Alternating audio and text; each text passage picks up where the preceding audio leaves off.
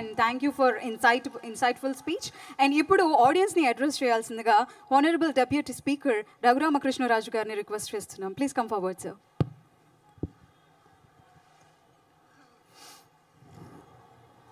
ముఖ్య అతిథిగా విచ్చేసిన మా స్పీకర్ పెద్దలు అయ్యన్న పాత్రుడు గారికి, మిత్రులు ఆశేషగిరిరావు గారికి, ఇటువంటి అద్భుతమైన కార్యక్రమానికి ముఖ్య కారకుడైన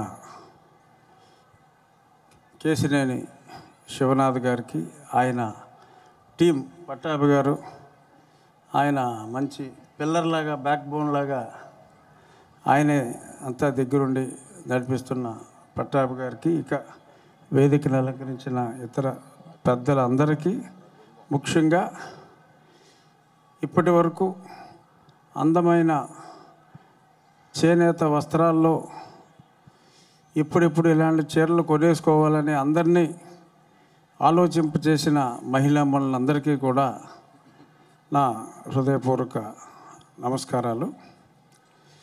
ఇటువంటి కార్యక్రమం ఒకటి చేపట్టామని చెప్పి నాకు చిన్ని గారు, శివనాథ్ గారు చెప్పినప్పుడు నేను అంటే ఒక పక్క వాతావరణం చూస్తే ఏ రోజుకి ఆ రోజు వర్షం పడుతుంది అంటున్నారు. మరి ఎంతవరకు సజావుగా మొదలవుతుంది, ఎంతవరకు అవుతుంది అని అనుకున్నాను. కానీ ప్రతిరోజు ఇప్పటిలాగానే చిన్న గాలి వచ్చినా ఏమొచ్చినా ఎటువంటి అంతరాయం లేకుండా మన మనస్సు మంచిదయ్యి మన సంకల్పం మంచిదైతే భగవంతుడైనా ప్రకృతి అయినా కలిసి వస్తుంది అంటానికి నిదర్శనం ఈ చక్కటి ఈ ఉత్సవం. ఒక కల్చర్ని, మన సంస్కృతిని మేళవించి మైసూర్ చాముండేశ్వరి అమ్మవారి దసరా ఉత్సవాలని ఒక స్ఫూర్తిగా తీసుకొని అంతకు మించిన స్థాయిలో చేయాలి అనే ఆలోచన రావటం, దాన్ని ఇంత గొప్పగా రూపకల్పన చేసి చేయటం మన విజయవాడకే గర్వకారణం. ఇప్పుడు అక్కడ చూసాం, మరి వెనిస్ ఆఫ్ ద ఈస్ట్ అని చెప్పి అక్కడ రాశారు. నిజంగానే 3 అద్భుతమైన కాలువలు ఉన్నాయి.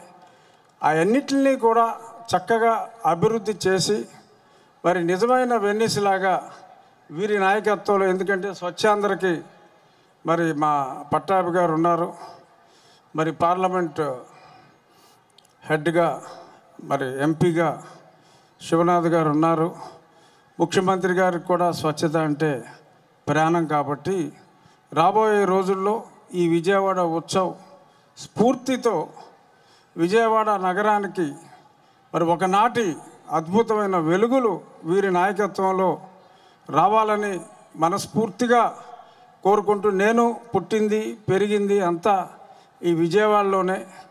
నా చిన్నప్పటి అందమైన విజయవాడ మహానగరాన్ని తిరిగి మళ్ళీ అతి త్వరలో చూడబోతాను అన్న నమ్మకం, విశ్వాసం ఈ ఏర్పాట్లన్నీ చూసిన తర్వాత నాకు కలిగినాయి.